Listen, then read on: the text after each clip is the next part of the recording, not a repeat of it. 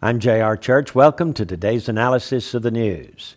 This article comes from the Jewish World Review internet site, and it says, amid the shocking details of the disrupted plot to bomb synagogues in the Bronx and fire missiles at American military aircraft, one component of the case should come as no surprise. 3 of the alleged culprits converted to radical Islam while in American prisons. Radical Islamists have targeted prison population recruitments for years. That's where Jose Padilla, suspected of plotting to detonate a dirty bomb and convicted of conspiracy to murder people overseas and of providing material support to terrorists, was converted and was radicalized. That's also where a California man, Kevin James, created his own cell and recruited other inmates to plot attacks against military and Jewish targets in and around Los Angeles. In New York, the man who was the head Muslim chaplain for state prisons considered the 9/11 hijackers to be martyrs.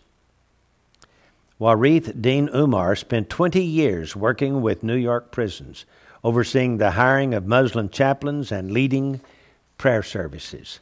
The Investigative Project on Terrorism obtained an audio tape of a speech Umar gave in 2004.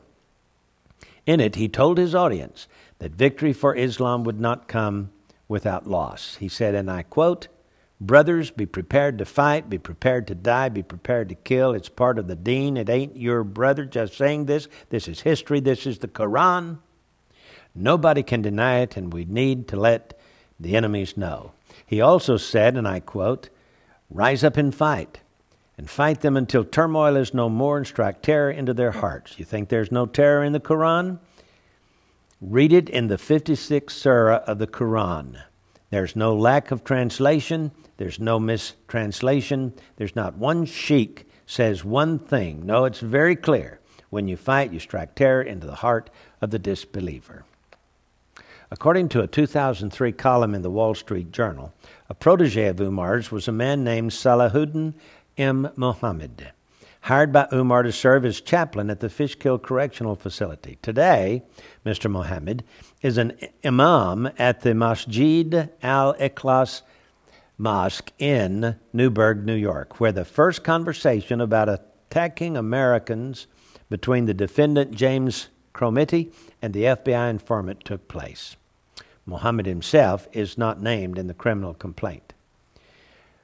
Radicalism in prisons is a problem that's been festering for years.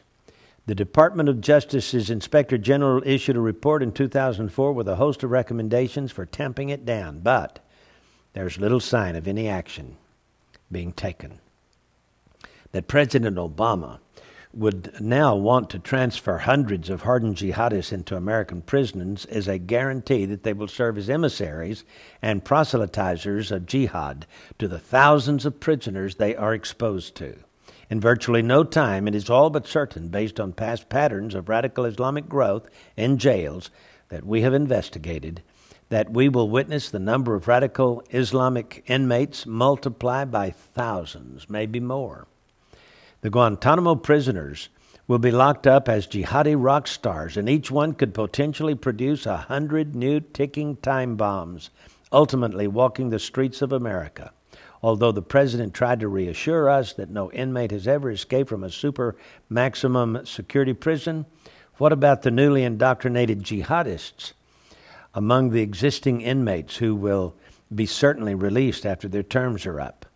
In light of the massive damage and death that only 4 converts to Islam in prison could have carried out, as witnessed in the interdiction of the recent terror plot, one cannot even begin to imagine the potential for damage and death 1,000 times greater were there to be a whole new generation of hardened jihadists walking the streets of the United States with an agenda of nothing but murder and destruction.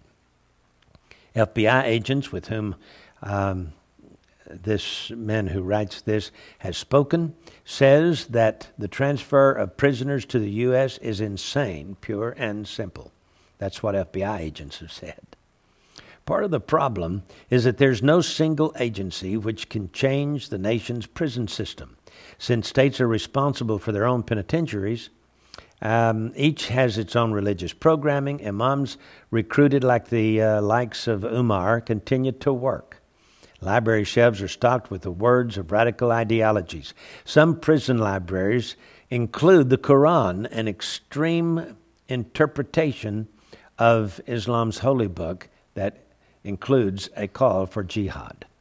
These books are not reviewed by prison officials, due perhaps to language differences or because they are perceived simply as religious texts. The Department of Justice, which has oversight over the Bureau of Prisons, refused